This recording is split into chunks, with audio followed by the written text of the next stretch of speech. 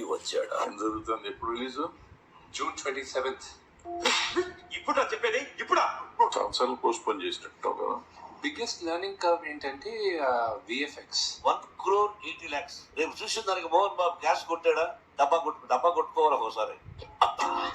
నాకు ఈ టార్చర్ బాబు. Maybe 2-3 years లో I will be able to produce one of the top world class VFX. అంత bumper offer నాకు ఎందుకు లేదు సార్, తట్టుకోలేను. కొంచెం ఓవర్ యాక్టింగ్ చేస్తారు కానీ ముగ్గురు మంచి పిల్లలు అని చెప్తా అందరికి. ఇంత మాత్రం విఎఫ్ఎక్స్ 3 years అంటున్నావు. విఎఫ్ఎక్స్ 3 years లోపల నీకు ఏఐ వచ్చి డామినేట్ చేస్తున్నాయి. అంకుల్ అంకుల్ ఏంట్రా అంకుల్? తెలియని వాళ్ళకి మిమ్మల్ని అంకుల్ అని పిలుస్తుండే వాళ్ళు ఏమైనా అనుకున్నారు, కానీ నేను పుట్టినప్పుడు నాకు ఊహ తెలిసినప్పటి నుంచి ఏంది మీ ఇద్దరు ముచ్చుకుల కొద్దులాత?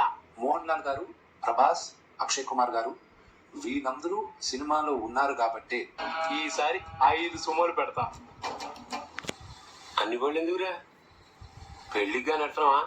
లేకపోతే నేను ఒక్కడనే అయితే ఇది ఎంత పెద్ద నేను చేసేవాడిని కాదు. అంటేనేమో అందరికీ కోపం వస్తుంది, అందరూ హట్ అయిపోతారు. పని చేయడం మాత్రం చేత కాదు. అవును, ప్రభాస్ సినిమా చేయొద్దని చాలా మంది ఎమ్మడపట్టున్నారు. విన్నా అంటే బయట రూమర్స్ కూడా విన్నా. అనుకునే శివుడి క్యారెక్టర్ ఆయన అనుకున్న తర్వాత మార్చారు, ఇంకోటికి మార్చారు అని కూడా చెప్పుకున్నారు. లేదా Is it true, భవాని? ఇది ఒక మైల్ రాయిగా నిలిచిపోద్ది ప్రభాస్ కి. ఈరోజు నేను చెప్పిన తర్వాత రేపు కానీ ఆ స్క్రీన్ లో లేకపోతే మీరు ట్రై చేస్తారన్నారంటే అది ఓకే అయిపోయినట్టే. ప్రభాస్ కి నాన్నగారికి జరిగే వాగ్వివాదం it be one of the biggest highlights. Story చెప్పేటప్పుడు ఆస్కార్ చూపించారు, తీసేటప్పుడు నరకం చూపిస్తున్నారు. ఇది పోయినట్టే.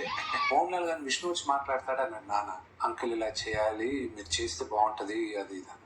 సరే చేద్దాం, నేరుగా నేను కాలు మీద పడి. అరే ఏమిటిది? మా వాడికి 2 సార్లు పడితేనే కానీ పడినట్టు ఉండదు మాసి. ఎవరండి మీరు? మోసి షార్ట్ అయిపోయింది. 2 అడుగులు ముందు వచ్చి వెరీ వెల్ డన్ మోనే అంటే బిడ్డ అని. వెరీ వెల్ డన్ మోనే, నాకు నీ మీద నమ్మకం లేదురా. Good job, very good job అని మళ్ళీ వెనక్కి వెళ్ళిపోయాడు. అవన్నీ గ్రాఫిక్స్ రా. 15 minutes ఐ వాజ్ స్టన్డ్ అనమాట. మహానటుడు వచ్చి అంత అప్రిషియేట్ చేసేవాడు. ప్రపంచంలో 7 వింతలుంటే మీరు 8వ వింత.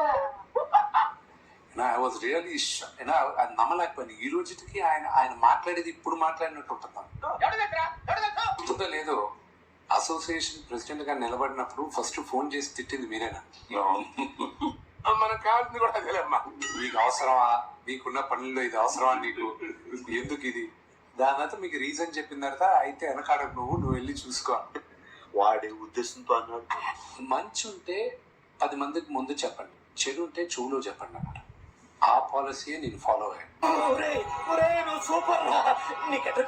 ఐడియా రాఘవేంద్ర గారు మాత్రం అంత రొమాంటిక్ గా అంత చిలిపిలే గాని మహానుభావుడు. అంటే ఇక్కడే కాదు, నాకు యుఏఈలో, యూకేలో, కెనడాలో అన్నిట్లోనూ సెన్సార్లు జరగాల్సి. ఏం బుర్రా నీకు మా లోపం.